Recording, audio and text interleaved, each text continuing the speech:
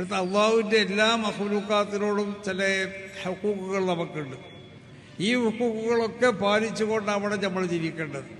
അപ്പോൾ അതുകൊണ്ട് സമയങ്ങളൊക്കെ ആവശ്യമില്ലാത്ത വാട്സപ്പിലോ അല്ലെങ്കിൽ മറ്റു പോലത്തെ സംഗതിയിലോ ഉപയോഗപ്പെടുത്തിക്കൊണ്ട് ഈ ഗീബത്തും നമീമത്തൊക്കെ പറഞ്ഞ് പ്രചരിപ്പിച്ച് ഓരോ ആളുകളെ കൊണ്ടും ഇല്ലാത്തത് പറഞ്ഞ് എന്നിട്ട് അതിൽ ആസ്വദിച്ചു കൊണ്ടിട്ട് ഏത് സമയത്തും ഇതിലായിക്കൊണ്ട് സമയം നമ്മൾ പിന്നെന്താക്കുക കഴിച്ചു കൂട്ടാൻ ശ്രമിക്കരുത്.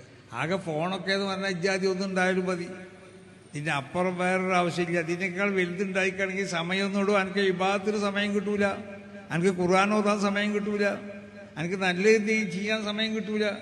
ഇത് ഈ കാണുന്നതൊക്കെ ഇത് നല്ലതായി മനസ്സിലാക്കും. അപ്പം ഇത് ഈ വലിയ സാധനം കൊണ്ടു നടക്കാതിരിക്കുകയാണ് നല്ലത്. മനസ്സിലായി? കൊണ്ടു നടക്കണമല്ലോ, കൊണ്ടു നടന്നു വന്നാൽ കൊണ്ടു നടക്കണ്ടല്ലോ എന്താ പറഞ്ഞത്. കൊണ്ടു നടന്നാൽ പിന്നെ അതുമായിട്ട് മെനക്കണം, അതിനായിട്ടായിരിക്കും നമ്മളെ സമയം മുഴുവൻ. അപ്പം നന്മയൊന്നും ഇവിടെ ചെയ്യാൻ കഴിയില്ല, ഒരു നന്മയും ചെയ്യാൻ കഴിയില്ല.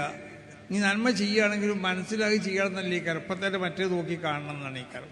നിസ്കരിച്ചപ്പോഴൊരു സുഖം ഉണ്ടാവില്ല, ഇഖ്ലാസോട് കൂടി ഇകരിച്ചാൽ കഴിയൂല, നല്ല ഈയത്തോടുകൂടി ഇകരിച്ചാൽ കഴിയൂല, ഒന്നും ഉണ്ടാവില്ല, ശ്രദ്ധ മുഴുവൻ വേറെ ഉള്ളിലായിരിക്കും.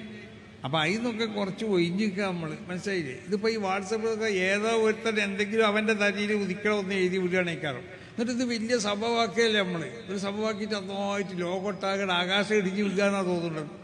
അപ്പം അതുകൊണ്ട് അതൊക്കെ ശ്രദ്ധിക്കുക. പണ്ഡിതന്മാരെ പരിഹസിക്കാതിരിക്കുക, പണ്ഡിതന്മാരെ ആക്ഷേപിക്കാതിരിക്കുക. ആക്ഷേപങ്ങളും വിമർശനങ്ങൾക്കൊക്കെ അതിൻ്റേതായ ഒരു ശൈലിയുണ്ട്. മനസ്സിലായില്ലേ?